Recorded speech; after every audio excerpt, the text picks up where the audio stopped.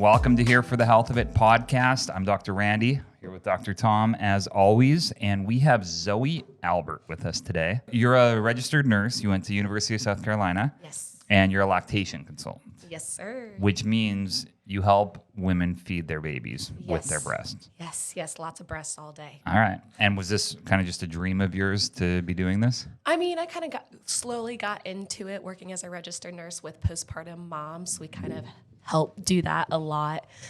So I figured I might as well teach myself more and help because breastfeeding's stressful, man. I mean, I personally haven't done it, but just seeing moms do it and things like that, man, you need support. Yep. My mother was head of the Latch League. Oh, okay. In Alberta, Canada for a lot of years. And in the 80s, they were telling people you don't need to breastfeed. Or in fact, they were saying the opposite. They were almost saying breast milk doesn't have everything that it needs. You need to add formula so that your baby has everything that it needs. And it's since flipped. Yes. But there was this whole process where the medical system was almost saying, don't breastfeed your baby. So there was very few resources. And she got calls at all times of the night to help people to be on the phone. I'm giving up. It hurts. I can't do this. The baby won't latch. The baby's not getting enough. I think they're losing weight. My nipples are sore. Yeah, that's a big complaint right there. I'm sure that's a big chomping. Right. And you have to prep your nipples a little bit before breastfeeding, right? Yeah. Like you have to, we always said rough them up. Don't necessarily have to. How would you go about roughing up your nipples before you have a baby? There's not really anything you need to do before your nipple, like before having a baby to your nipples. You wouldn't rough up your nipples first? No, I would not rough up your nipples first. Maybe that's old. Yeah, I would probably Maybe not that's rough your from the nipples up. 80s. Yeah. Probably not roughing up the nipples anymore, guys. You're good. I'm sure the baby will do that enough for you.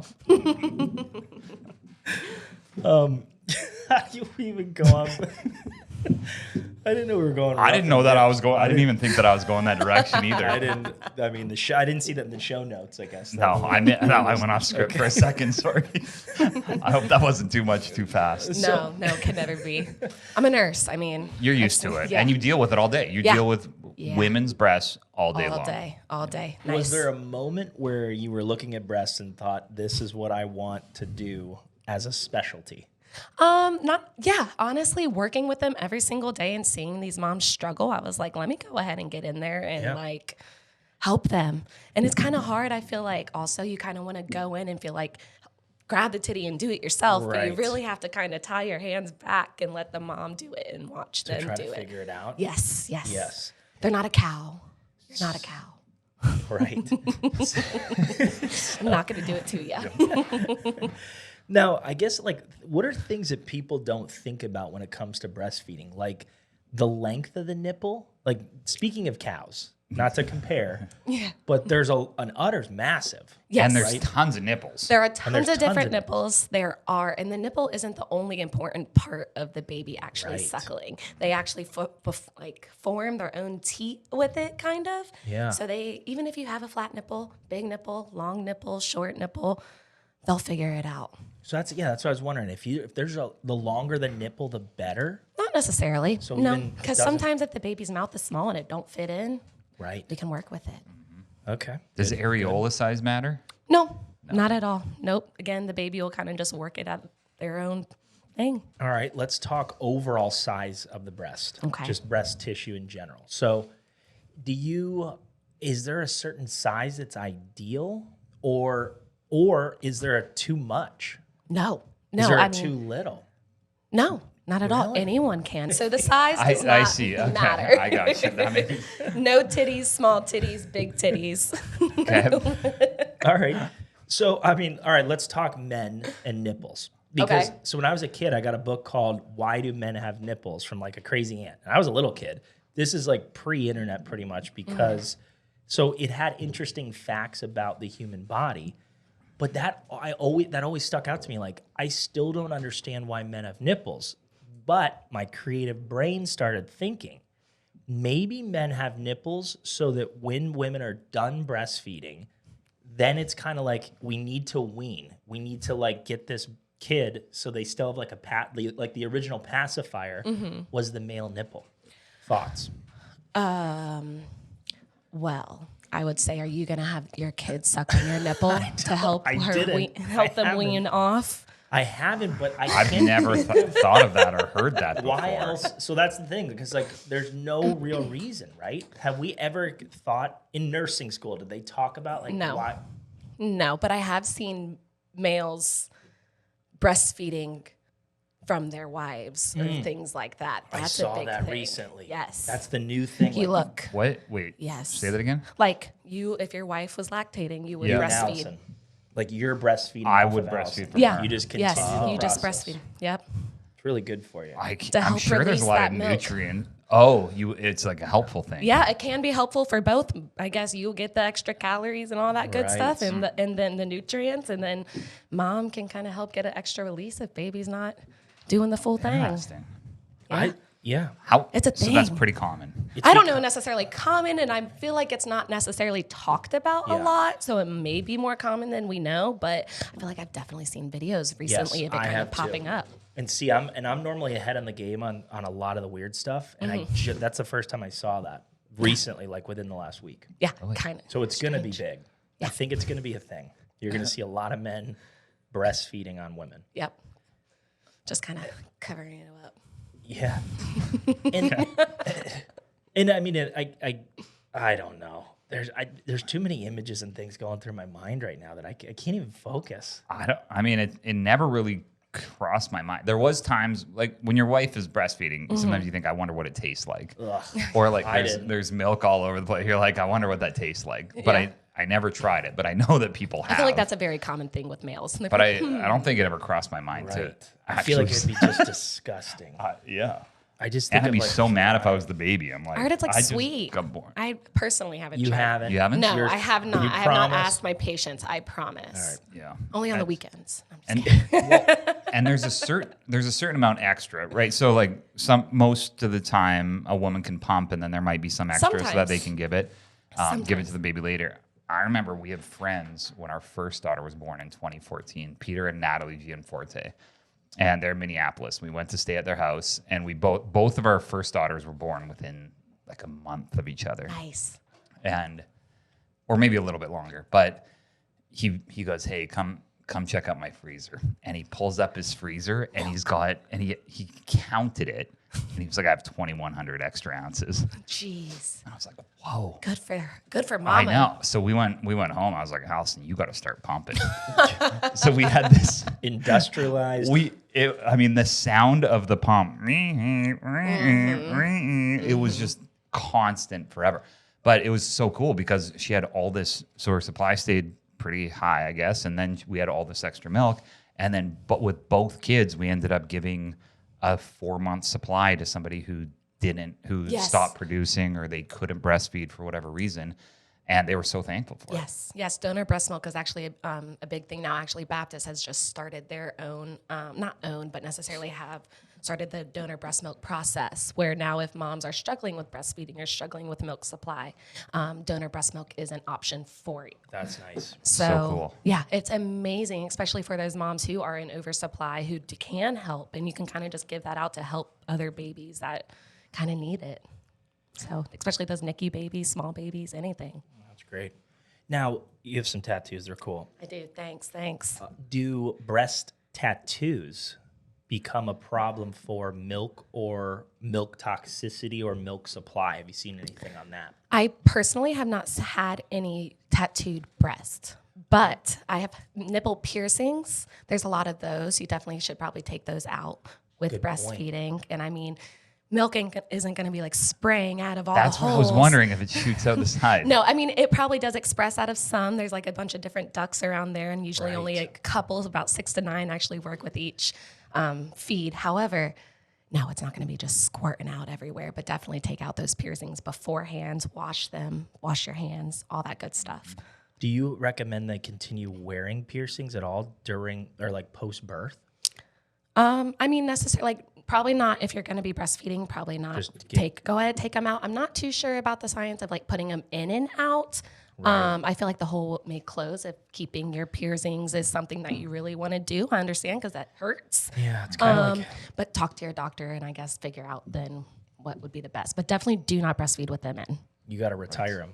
Like once you have a kid, you just I feel you put them up on a shelf. Hey now, Retire the rings. bring them back on the weekends.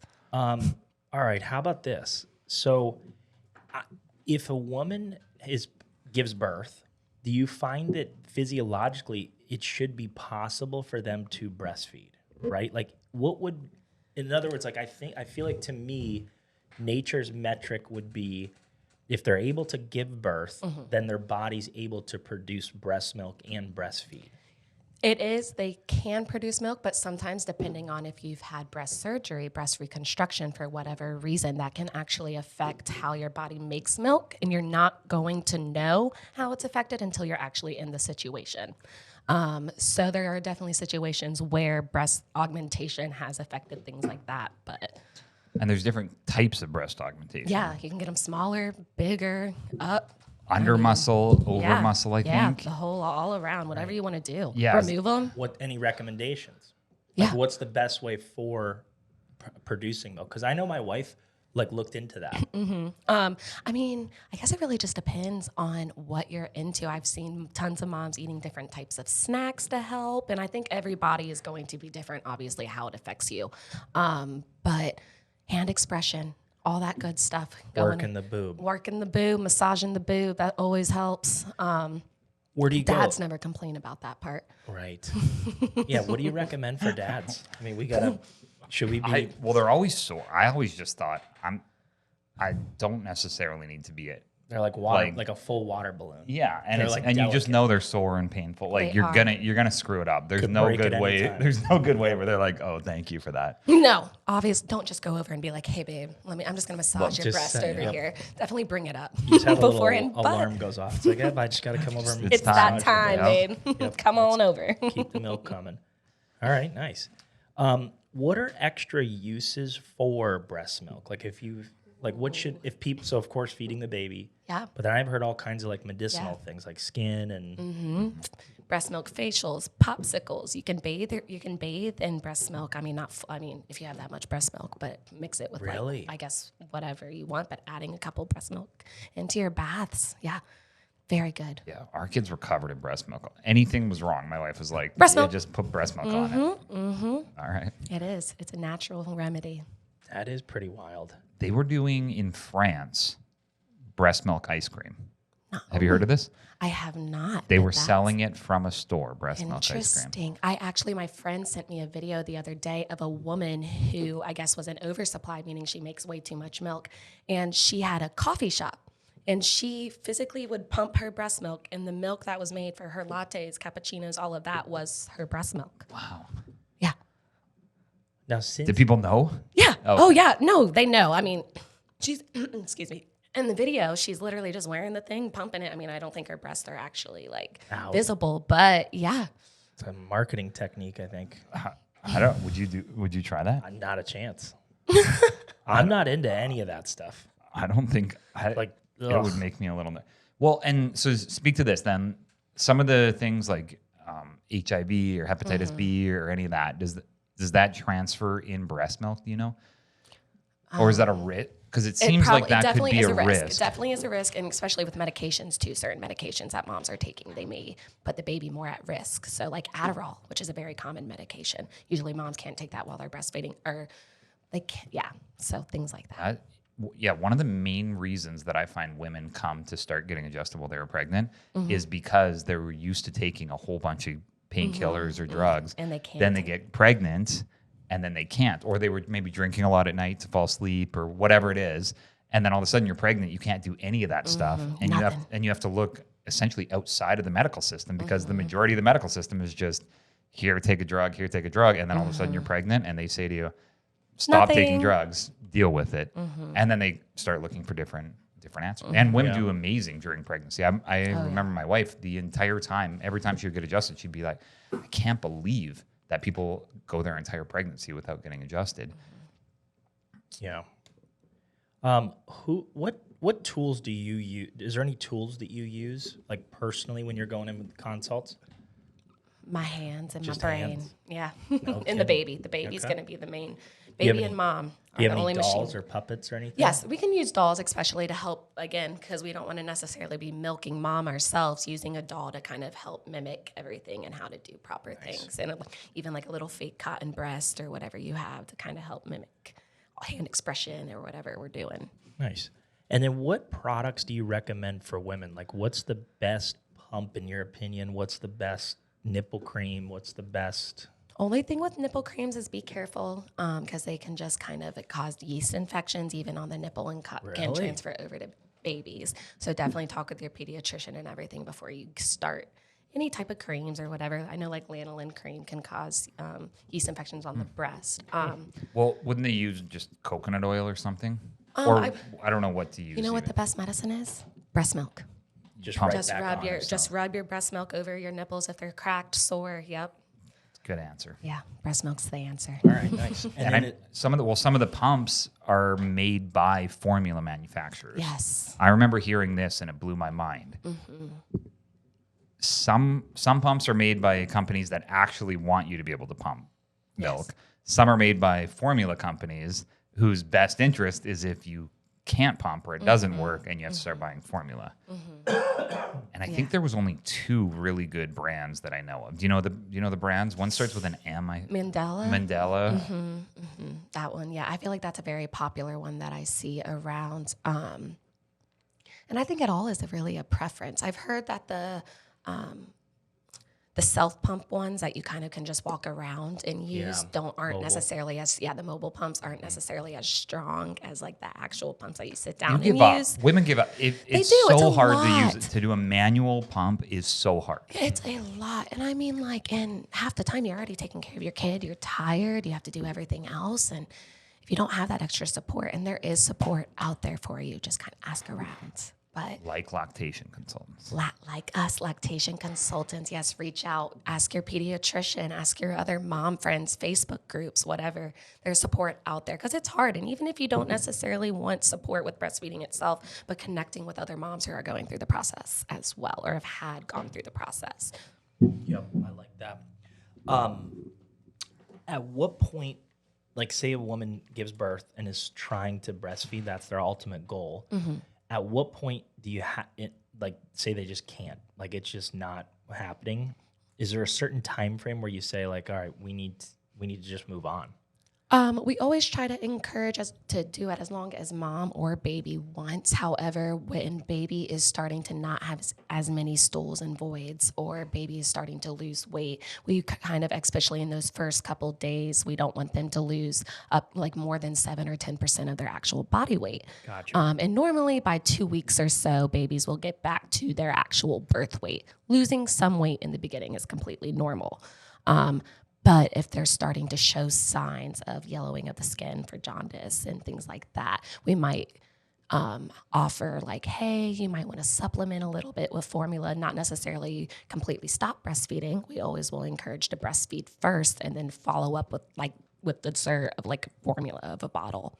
Gotcha. Because breastfeeding can always still be there, even if you're making a little bit of milk, and then maybe we just kind of need to supplement a little bit more with the formula. And it's not, I feel like moms kind of feel like they fail at that point. Yeah. And you did not fail. You do not fail at all. At the end of the day, your baby is alive, you're alive, happy, healthy, and that's going to be the end goal. Yep. I always look at it as being so hard to go back to breast milk once you've been given formula if you're a baby. It's basically straight maltodextrin. You don't have to work as hard. Yeah. It's right there. Well, it tastes better. It's like someone giving you chocolate chips as your first meal and then being like, here, we're going to try to jam some broccoli down your throat. You're that doesn't taste as good. Yeah, or is it? Maybe I guess I haven't tasted breast milk now that you say that. I haven't either, but I would feel like that natural thing because the breast milk is made specifically for the baby. I feel like that would be the chocolate chips and then the formula would be the broccoli.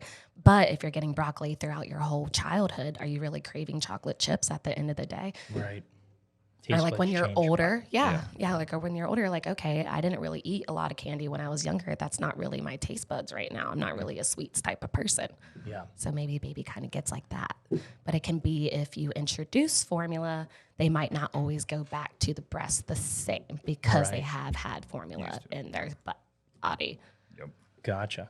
So tell us about your process. When do you like to first meet with mom and baby, or maybe maybe they're still pregnant? Like, kind of walk us through the ideal time to reach out to you and start thinking about lactation consulting. The company I work through now, we have moms that are still pregnant that they kind of meet with the head lady or whatever and has meetings with her to kind of talk about breastfeeding, kind of just get education about it, the different ways of how it works, how to feed baby, all that good stuff. It's always good to educate yourself prior to, so then you're not necessarily thrown into the wildness of it all while you're 48 hours in of no sleep and changing diapers and hearing babies scream. That's optimal. Optimal is learning first so that you're ready for the game time. But I know trying to learn in game time seems like it would be tough. I've never done it. Yes. And sometimes pre-planning is hard. And if not, ask in the hospital. You should have lactation consultants, or your nurses should also kind of be educated on helping you with breastfeeding or have any questions that you have. Or if you do want a formula feed, completely okay. Just talk to us and we can help you kind of decide what your ultimate goal is. Do you have a favorite hospital that you like to work with in Columbia? No. I don't really. I like them all. They're all fine. What about home births? I have not seen home births, but those, magical. Oof. Yeah, definitely. I think I heard, I'm not sure if it's true, but they do water births now at one of the hospitals. Yep. And the nurses, they give them little like fishnet things. And sometimes, women defecate while they are giving birth. Fishing out turds, man. Add that to my job list. Yeah. Yikes. We had both of our kids at home. Wow, great. And good they were for her. both in a tub, inflatable tub, which the hardest part of that whole process for me was getting that tub filled up into the right temperature. Yeah. People don't give me enough credit for that one. Do you have hardwood? It's not like carpet, It right? was a disaster. It was a construction zone, weren't you? She went into labor early, so we weren't quite done the construction, because obviously you want to try to have it all done before the baby gets there. Oh, duh. And then I used up all the hot water on the first tub that didn't work properly. So then the second tub, I had to boil water and dump it into there to get it to be the right temperature. But you could see the difference. When she was in the water, she calls them surges, I think, not contractions. Okay. But you could tell that it felt better. It was less intense. Yeah. And then we'd be like, all right, you got to get up, walk around, do your thing. She's up, down, up, down. But it was just like, you could tell that she just wanted to be in there at certain times, and it was nice. So I'm not quite sure why they don't utilize it more. It's cool to hear that that there's a hospital doing that now, which makes sense. Yeah. But I'm wondering what the reason is for not doing that. Definitely, I guess because if it doesn't go well, there's always that instance that maybe something is wrong with baby or something happens with moms, because hemorrhaging can happen even 48 hours past giving birth. And so if something was to happen, at least I guess the safety of being in a hospital and having that NICU right across the hall or on a different floor or whatever. So having that closeness and safetiness of that. However, I feel like with home births, if that's what you want to do, definitely do it. And then maybe at least have a doctor on the phone that you can kind of, if anything was to happen, you can snap into action and do what you need to do. Yep. Yeah, our first one, we didn't have a midwife, and that wasn't ideal. Yeah. Second one, we had a midwife. So easy. Yeah. Again, support. You need the support. Yep. You need a team. Yeah. You need it's a village. People around you that, 100. And it takes a long time sometimes. Yeah, sure. Hours. Yes. Hours. What's the quickest call afterwards? Oh my goodness. There's times nurses have delivered babies. Yeah. And then do they call you after, 20 minutes afterwards, or is there usually hospital support staff and then you come in later, or do you come in right away? So normally we like to have baby on the breast within an hour or 30 minutes, ideally, of birth. Helps moms, lactate receptors or whatever, open up and kind of help mom produce more milk. So we kind of like to have that within the first 30 to 60 minutes of them coming out. Normally, the newborn nurse or the RN or whoever, I guess every hospital will probably have their kind of own staff and their own protocol on what happens. But I know the hospital I work at, the newborn nurse kind of will help mom with that. And then at some point, the lactation consultant will come in and help mom talk with what her goals are. what her ultimate, if she's wanting to formula feed, pump when she's at home, whatever, kind of go from there. Yeah. Nice. Are there any protocols, like if they have to take the baby, say there's a crisis and right after birth they're taking the baby, that if they are in another room, what should they do to keep the breast working? They will work.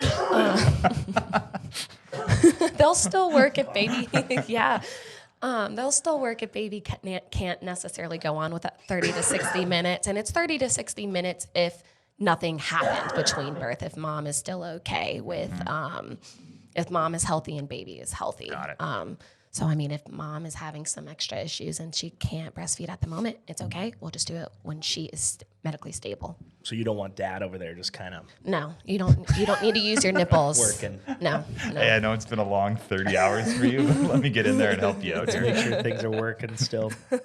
Now, do you know any breastfeeding statistics off the top of your head? Like, I always hear babies are smarter if they breastfeed for a year, babies have a better immune system. I don't know statistics off the top of my head, but I do know that formula can change the gut biome the second you introduce it, whether that be good or bad, whatever it is. It does affect the body in a different way than breast milk.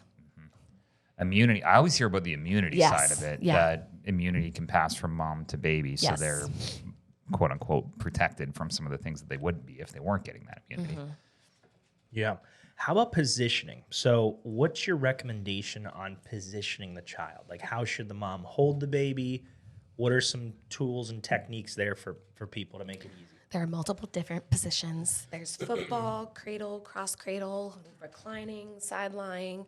And that just all depends on what's comfortable between you and baby. What works one breastfeeding session might not look the exact same the next breastfeeding session.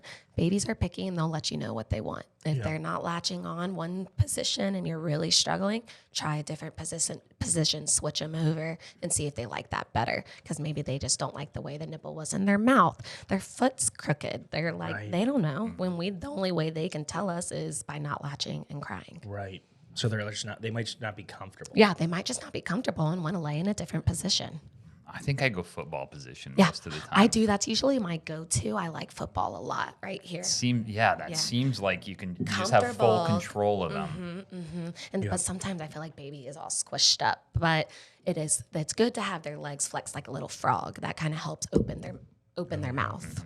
Yeah. Now, have you heard? So I know you're under chiropractic care and you love it, obviously. Yes. We always tell patients too, if you notice a baby that only wants to feed on one side, that there may be subluxation or interference. The bones have slid out of position, and just by adjusting the baby, it then will be comfortable to move to the other side because it's so uncomfortable if their neck is shifted. Yeah, right. And so I think a lot of moms will just end up feeding over and over on one breast instead of finding that that's abnormal. I don't know if abnormal is the right word, but they just don't know. Yeah.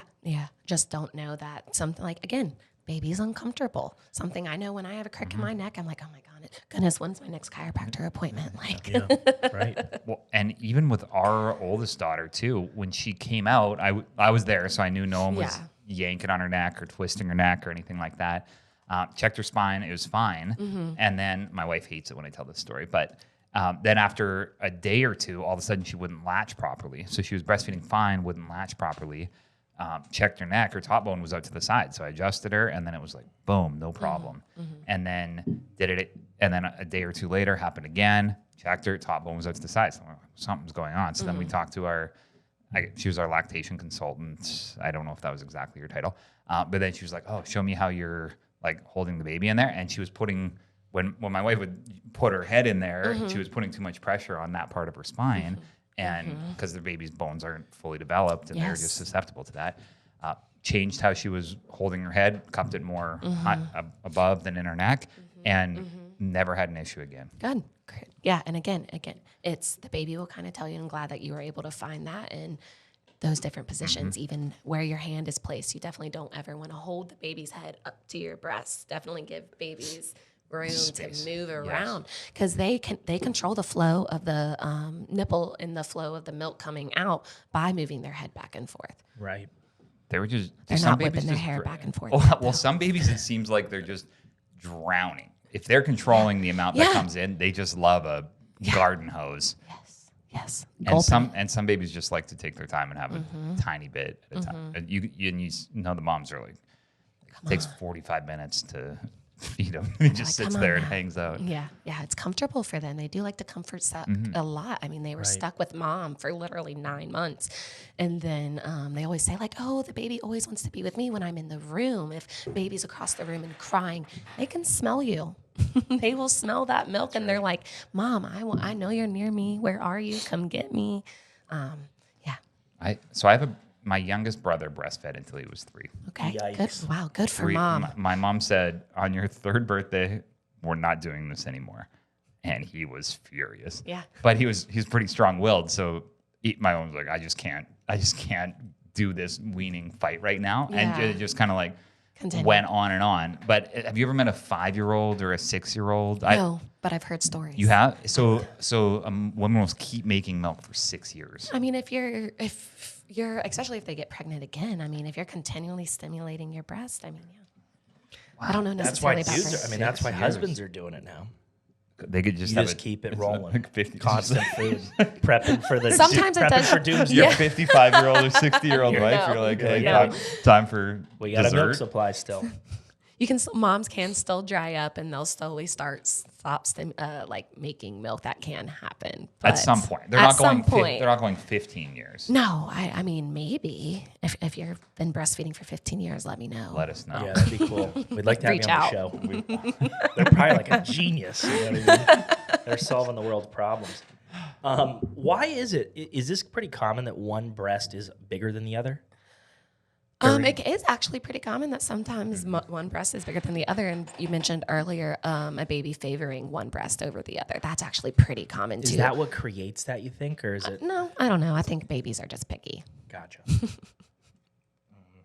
I think it's I think having different sizes would affect the different supply, right? Like if one is bigger, then you're probably gonna have more milk out of that one. The tissue Or not doesn't necessarily affect, or how big they aren't going to affect necessarily your milk supply. Where's the milk stored? There's little like lactation glands and stuff in the breast. So say you're just a very flat. Is that I don't know what the cup sizes are and all that stuff, but 0. It's a 0. Where do they store? Like I'd like to. I guess I've only seen breastfeeding with like tissue.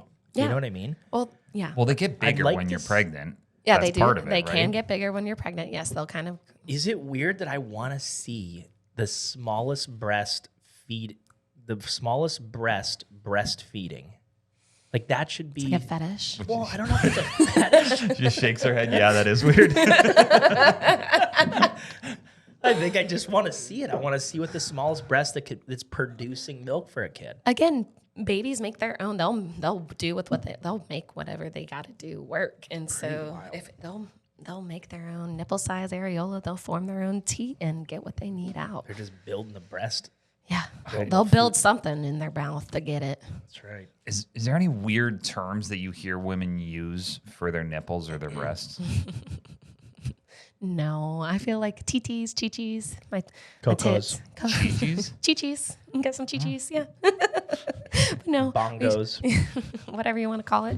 Breasts. Bongos? Have you heard bongos? No. No. That's more for the whole breast. That's the. Now, measuring the nipple for certain pumps. That's a thing, right? Yes, And- flange sizes. See, and that's what my wife had, and that I get that would make a huge difference. And I feel like people that just go out and like don't have a consultant, they just buy a pump and maybe it doesn't work, but it's because their flange size is off, right? Yeah, yeah. Are most pumps built that way now, where it's kind of you need to customize it to the nipple?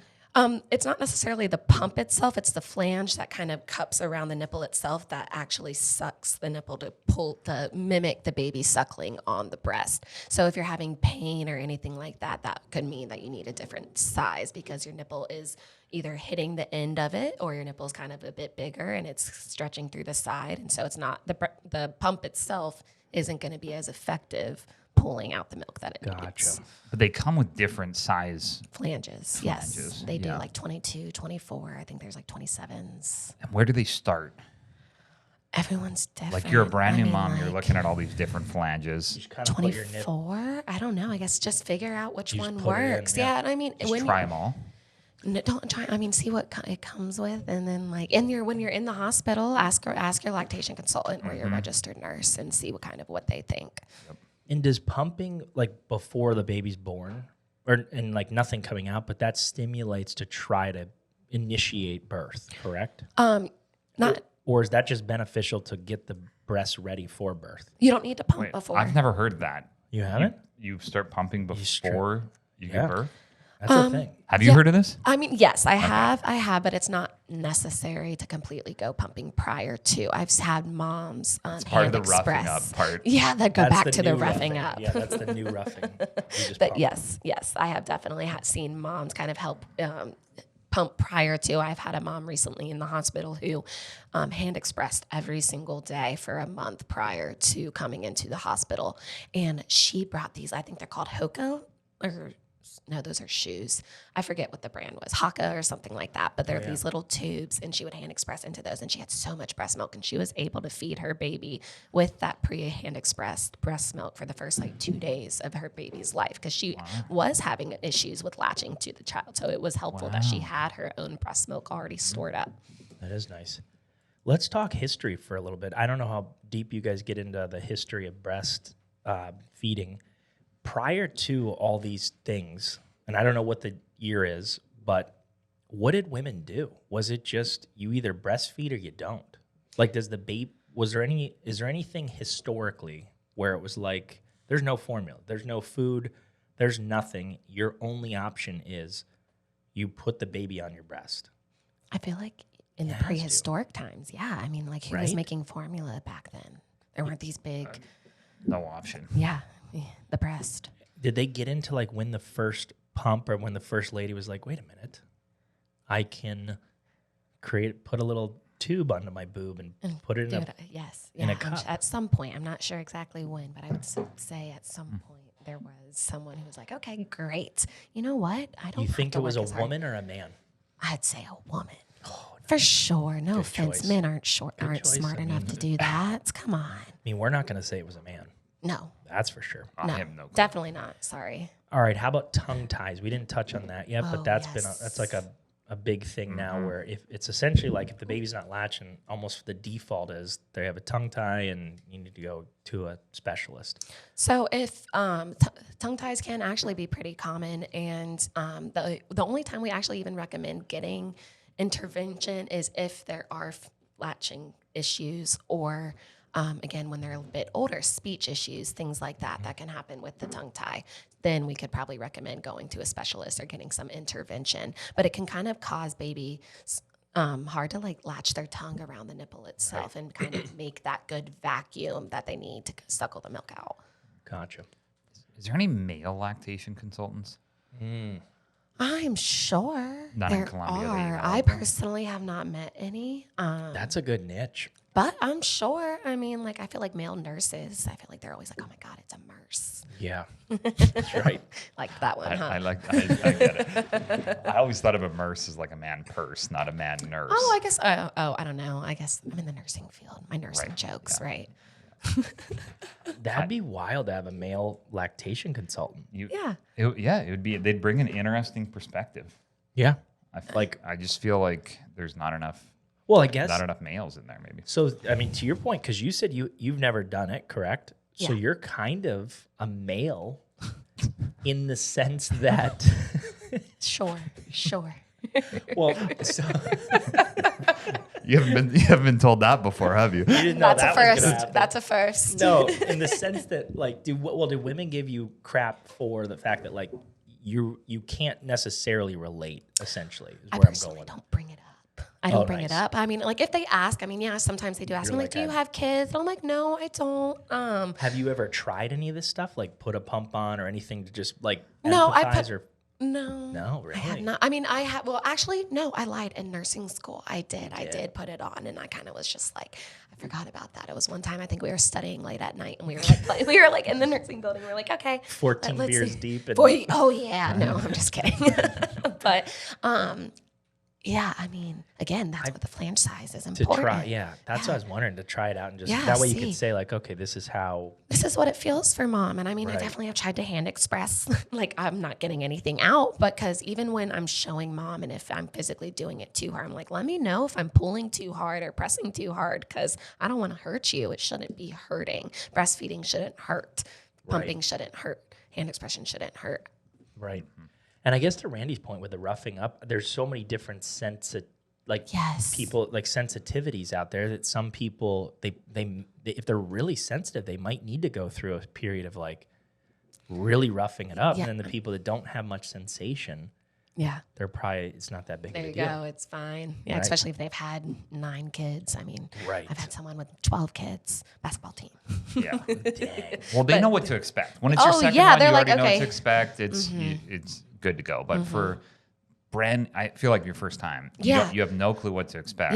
Yeah. Sometimes there are moms that they literally cannot handle the pain of the baby going on, and that's okay. And she couldn't even handle the pump itself. That's okay. And then we kind of just did look at that formula route. Because, I mean, she even said that even in the bedroom, that she did not like nipple stimulation. She was like, get away from it. I don't like it. So it wasn't just with breastfeeding. They were already priorly very sensitive. Stay away from the nips. like no nips. I would have a hard time if it was the male's job to wean the kid.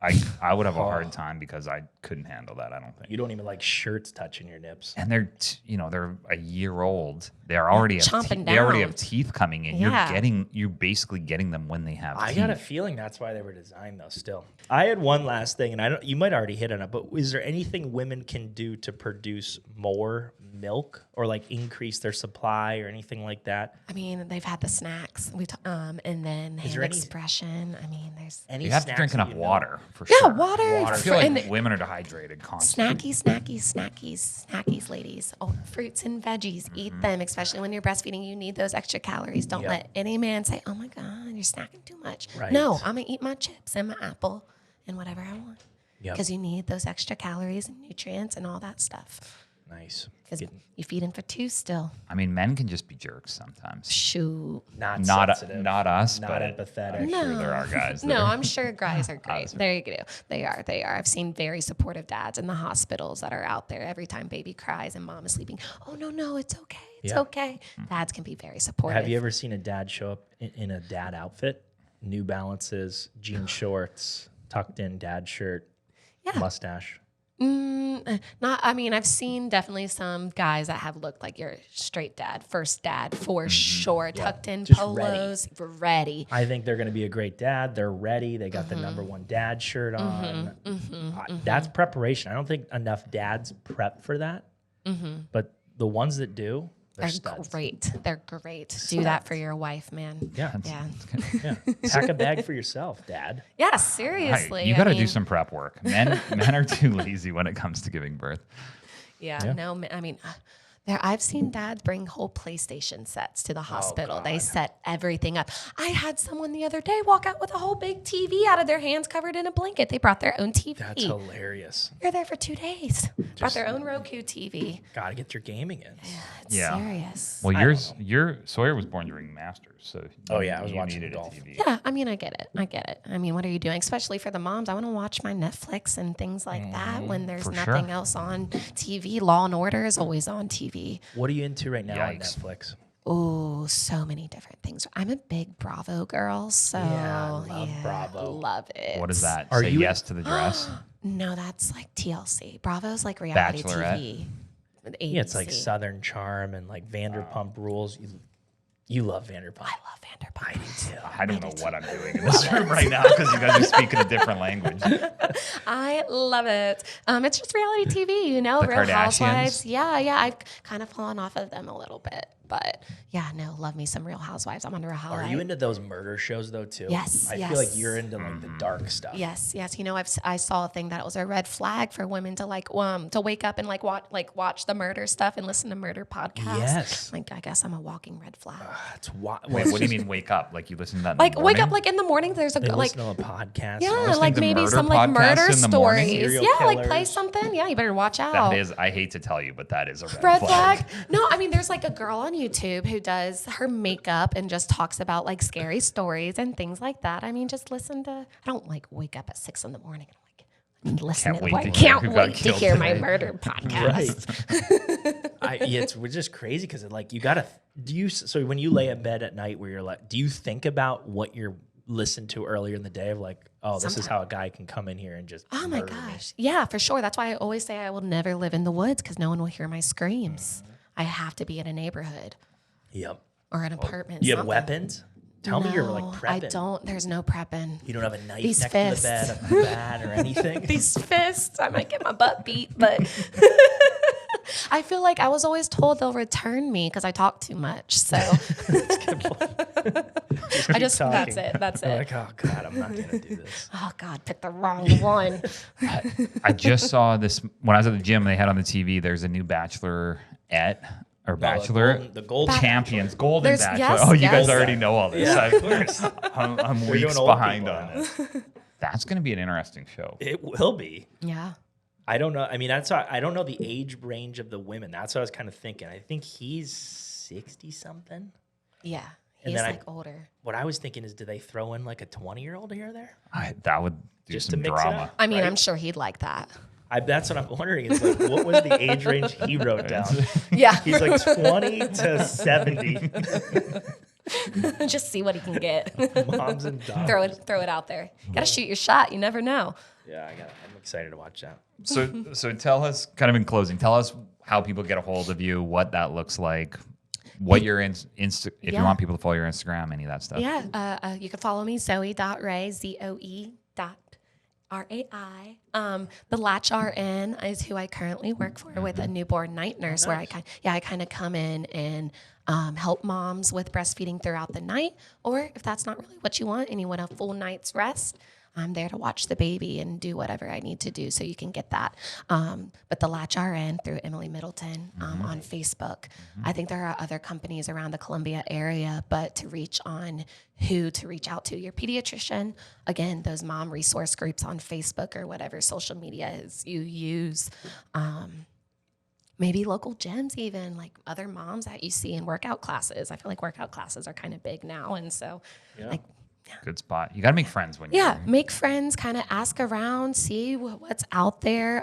Call maybe a hospital and see maybe if they can point you in a direction of any companies that they might know, or if you can get in touch with a lactation consultant at the hospital. Just talk. Here, and the cool thing about having a lactation consultant, in my opinion, is they listen to what you want, Yes. and then they help you on your journey to do what you want. Yes, we ask you. Yeah. Versus, say, your mother-in-law, who has their own opinion of how you should be doing it, which could be very different from your own opinion of how you should be doing it. Exactly. And family opinions always play a big role into things. And our goal as a lactation consultant is, what is your goal as a mother and a baby? What are you guys wanting to do together? Because I mean, the baby also does play a role in it. I mean, they don't necessarily can't talk. They sure as heck can cry. So they can also play a role into it also of when they want to stop or when they want more and things like that. So And if they want to meet with you, so let's say that somebody's 34 weeks or 38 weeks, or they just had a baby and they want to meet with you, what is the first appointment over the phone? Is it a 30-minute meeting? How does that look? it kind of just depends. I personally don't see clients like by myself, but depending on what company you go through, I feel like usually reaching out through their social media or an email kind of, again, going back to the pre-educating yourself when you are pregnant, going through those things and maybe reaching out early to see if there is availability, if they're busy or whatever. But definitely reach out. I feel like there's lactation consultants, I hope, in every city that can help. Right. What do you like to do for fun in Columbia? What's your go-to? I love the river walk. I love going around, walking around, looking at all the big houses. Dreaming. You have to manifest, That's right. ladies.